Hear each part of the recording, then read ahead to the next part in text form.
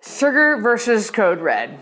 Look, I'm gonna win this fight every time. Code Red's gonna win this fight when it comes to sugar, but the deck is stacked against us. Why? Because as a society, we are consuming 150 pounds of sugar every year. It's an astonishing amount, and sugar is in everything. What is sugar? It is a chronic dose-dependent hepatotoxin. So a chronic, not acute, chronic, dose-dependent, that means there is a safe threshold. Hepato is liver, toxin is poison.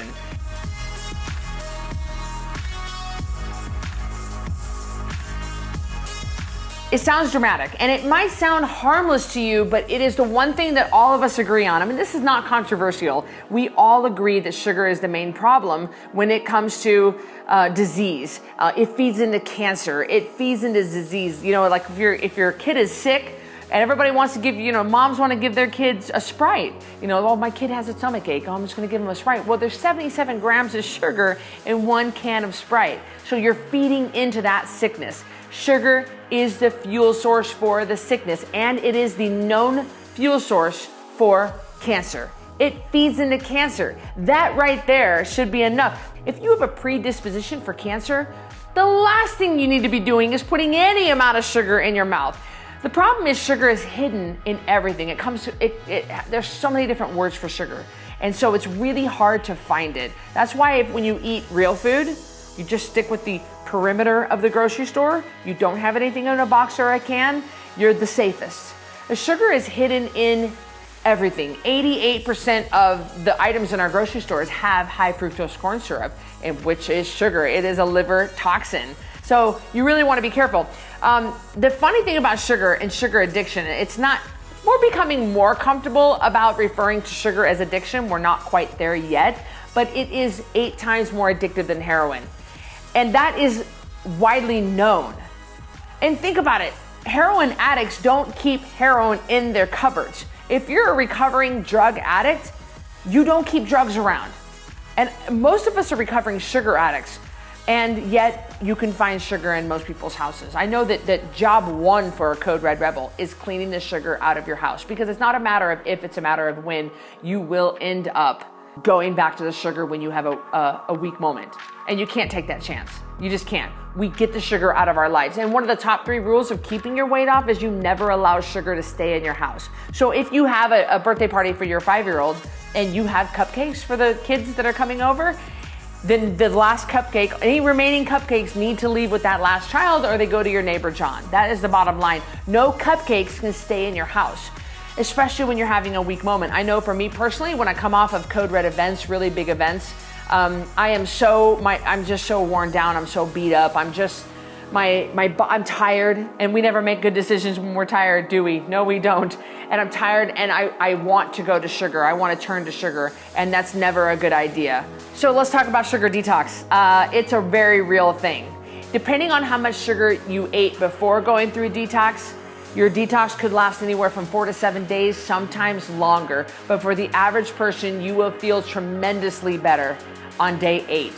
The hard thing about sugar detox is it is going to be pretty difficult for you. You're gonna experience fatigue. You're gonna experience massive headaches. You're gonna experience dizziness. You're gonna experience major tired fatigue, but majorly. You're just not gonna want to get out of bed. It really, really can take you down.